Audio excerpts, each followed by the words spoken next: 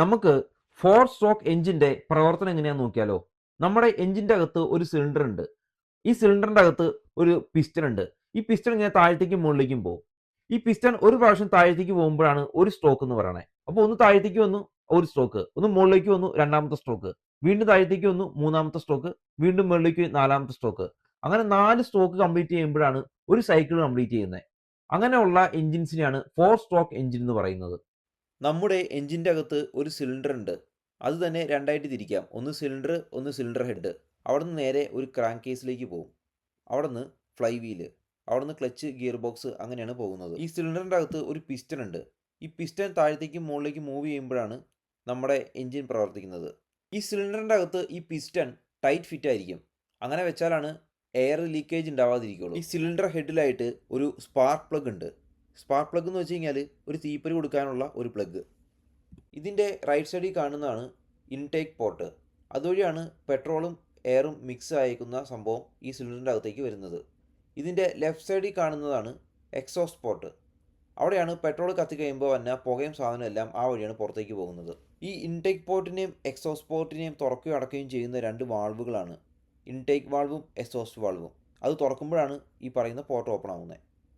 ആദ്യം ഈ പിസ്റ്റൺ താഴത്തേക്ക് വരും. ഈ സമയത്ത് പെട്രോളും എയറും മിക്സ് ചെയ്തത് സിലിണ്ടറിൻ്റെ അകത്തേക്ക് വലിച്ചെടുക്കും. ഇതിനാണ് ഫസ്റ്റ് സ്ട്രോക്ക് അഥവാ ഇൻടേക്ക് സ്ട്രോക്ക് എന്ന് പറയുന്നത്. ഇൻടേക്ക് എന്ന് പറയാൻ കാരണം പെട്രോളും എയറും അകത്തേക്ക് വലിച്ചെടുക്കുന്നതുകൊണ്ടാണ്. ഇനി സെക്കൻഡ് സ്ട്രോക്ക് അഥവാ കംബർഷൻ സ്ട്രോക്ക്. സെക്കൻഡ് സ്ട്രോക്കിൽ നിന്ന് നടക്കണമെന്ന് പറഞ്ഞു കഴിഞ്ഞാൽ ഈ പിസ്റ്റൺ തിരിച്ച് മുകളിലേക്ക് പോകും. മുകളിലേക്ക് പോകുമ്പോൾ ഇതിൻ്റെ അകത്തുള്ള വായുവിനെ കംപ്രസ് ചെയ്യും. അപ്പോൾ പെട്രോൾ എഞ്ചിനിൽ സാധാരണ രീതിയിൽ 8:1 റേഷ്യോ ടു 12:1 റേഷ്യോയിലാണ് കംപ്രഷൻ നടക്കുന്നത്. നമുക്കൊരു ആവറേജ് 10:1 റേഷ്യോ എന്ന് പറയാം.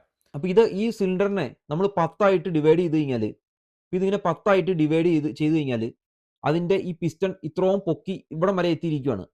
അപ്പോൾ അത്രയും വായുവിനെ കംപ്രസ് ചെയ്തേക്കുവാണ്. അങ്ങനെ കംപ്രഷൻ നടക്കുന്നതുകൊണ്ടാണ് സെക്കൻഡ് സ്ട്രോക്കിനെ കംപ്രഷൻ സ്ട്രോക്ക് എന്ന് പറയുന്നത്. ഇനി തേർഡ് സ്ട്രോക്ക്, പവർ സ്ട്രോക്ക്. ഇതാണ് മെയിൻ സംഭവം. ഈ സമയത്ത് സ്പാർക്ക് പ്ലഗിൽ നിന്നും സ്പാർക്ക് വരും, അതായത് ഒരു തീപ്പൊരി വരും. അപ്പോൾ പെട്രോൾ പെട്ടെന്ന് കത്തുപിടിക്കും. അവിടെ ചെറിയൊരു സ്ഫോടനം ഉണ്ടാവും. ആ സ്ഫോടനത്തിൽ നമ്മുടെ ഈ പിസ്റ്റൺ വളരെ ശക്തിയോടെ താഴത്തേക്ക് പോകും, അതായത് പവറോടുകൂടി താഴത്തേക്ക് പോകും. അതുകൊണ്ടാണ് ഇതിനെ പവർ സ്ട്രോക്ക് എന്ന് പറയണേ.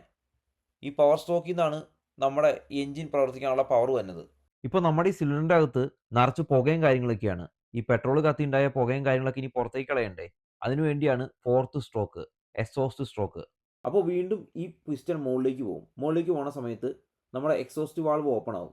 അതുവഴി ഈ എക്സോസ്റ്റ് പോർട്ട് ഓപ്പൺ ആയിട്ട് ഈ സമയത്ത് ഉണ്ടായ പുകയും കാര്യങ്ങളെല്ലാം പുറത്തേക്ക് വിടും. ഇതാണ് 4 സ്ട്രോക്ക് എഞ്ചിൻ എന്ന് പറയുന്നത്.